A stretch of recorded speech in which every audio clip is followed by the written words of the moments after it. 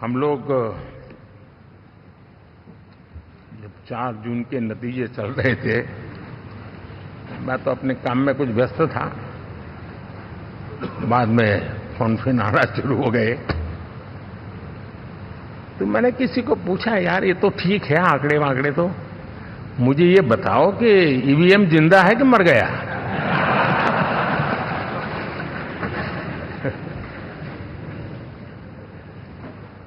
क्योंकि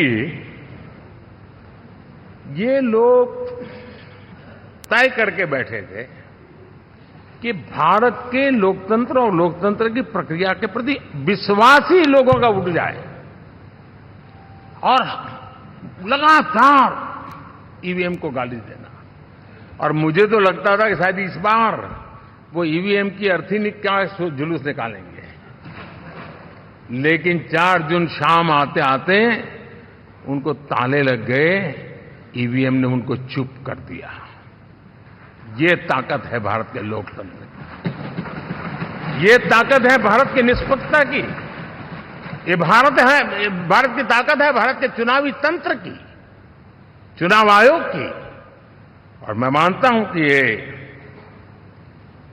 आशा करता हूं कि 5 साल तो अब ईवीएम शायद मुझे नहीं सुनाई देगा, लेकिन जब 29 में हम जाएंगे तो फिर से शायद ईवीएम को लेकर के नाचने की शुरुआत करेंगे, क्योंकि इनके सुधरने की संभावनाएं बहुत कम है। आप देखिए, चुनाव के समय मैंने पहली बार देखा, शायद हर तीसरे दिन इलेक्शन कमीशन के काम में रुकावट आए, इसके लिए सुप्रीम कोर्ट के दरवाजे खटखटाए गए, भांति भांति की एप्लीकेशन, और एक ही टोली थी। और लोकतंत्र के प्रति जिनका भरोभार अविश्वास है, ऐसे लोग सुप्रीम कोर्ट का उपयोग करते हुए कैसे रुकावट डाले, इसका निरंतर प्रयास करते रहे। और चुनाव आयोग की ताकत का एक बड़ा हिस्सा अदालतों में, इस पीक आवर्स में, चुनाव के पीक आवर्स में, यानी कितनी निराशा लेकर के ये लोग मैदान में आए थे कि उन्होंने पूरा हमला उसी इंस्टीट्यूट पे लगा दो, ताकि चुनाव के कोई भी परिणाम आए हम दुनिया के सामने भारत को भी बदनाम कर लें।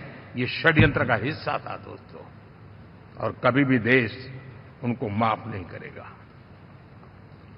साथियों,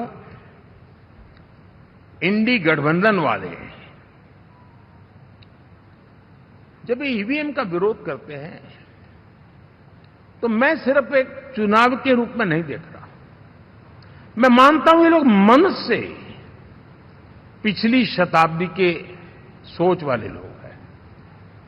वे टेक्नोलॉजी को हम महत्व न समझते हैं, न टेक्नोलॉजी स्वीकार करने को तैयार है। और ये सिर्फ ईवीएम में दिखाई दिया, ऐसा नहीं, यूपीआई में दिखाया।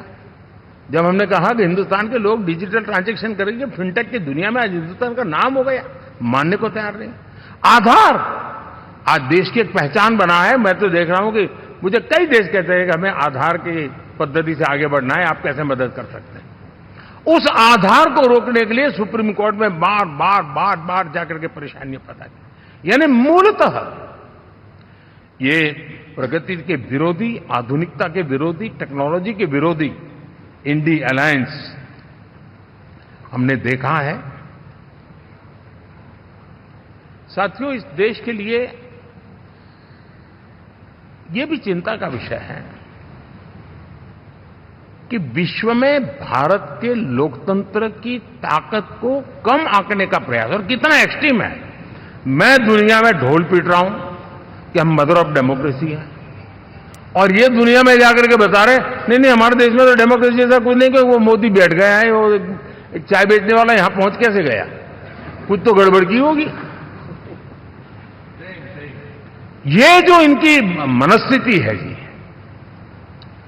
भारत के नागरिकों को चुनाव प्रक्रिया के प्रति अविश्वास पैदा करने का जो उनका षड्यंत्र है, मैं मानता हूं कि अब दुनिया भी भारत के लोकतंत्र की विविधता, विशालता, व्यापकता, गहनता, इन सबको भी जानने समझने के लिए आकर्षित होगी।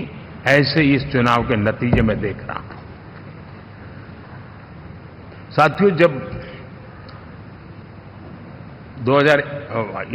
1 तारीख को मतदान पूरा हुआ और 4 तारीख को काउंटिंग, इस बीच की चीजों को आप देखिए।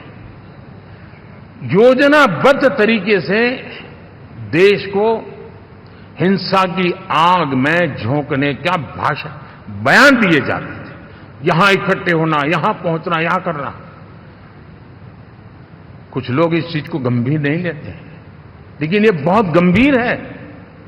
आप भारत के लोकतंत्र को, पहले उसकी व्यवस्था को अनादर करते हो, अब परिणाम आने से पहले एक ऐसा माहौल बना दो कि बस आग लगा देंगे। हर प्रकार से उन शब्दों का अर्थ यही निकलता है कि उन्होंने देश को उस दिशा में ले जाने का प्रयास किया था। लगातार देश को गुमराह करने का प्रयास किया गया, देश के लोगों को बांटने का प्रयास किया। अरे, चुनाव एक ऐसा लोकोत्सव होता है कि ज्यादा से ज्यादा लोगों को हम जोड़े, तोड़ने के लिए नहीं होता है। लेकिन हर प्रकार से कोशिश यही की गई। साथियों, मैं मानता हूं कि 2024 के लोकसभा के चुनाव के जो नतीजे हैं, हर पैरामीटर से देखेंगे, दुनिया ये मानती है और मानेगी कि ये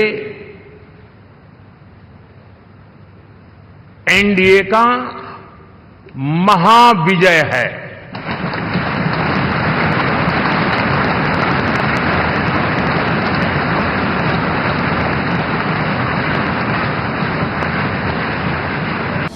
ಅನುಕ್ಷಣದ ಸುದ್ದಿಗಳಿಗಾಗಿ ವಿಸ್ತಾರ ನ್ಯೂಸ್ ಯೂಟ್ಯೂಬ್ ಚಾನೆಲ್ ಸಬ್ಸ್ಕ್ರೈಬ್ ಮಾಡಿ. ಹೊಸ ಸುದ್ದಿಗಳ ನೋಟಿಫಿಕೇಶನ್ಗಾಗಿ ಬೆಲ್ ಐಕಾನ್ ಕ್ಲಿಕ್ ಮಾಡಿ. ಲೇಟೆಸ್ಟ್ ಅಪ್ಡೇಟ್ಸ್ಗಾಗಿ www.vistaranews.com ವೆಬ್ಸೈಟ್ಗೆ ವಿಸಿಟ್ ಮಾಡಿ. ಅಂಗೈಯಲ್ಲೇ ಜಗತ್ತಿನ ಸುದ್ದಿ ತಿಳಿಯಲು ವಿಸ್ತಾರ ನ್ಯೂಸ್ ಕನ್ನಡ ಆಪ್ ಡೌನ್ಲೋಡ್ ಮಾಡಿ.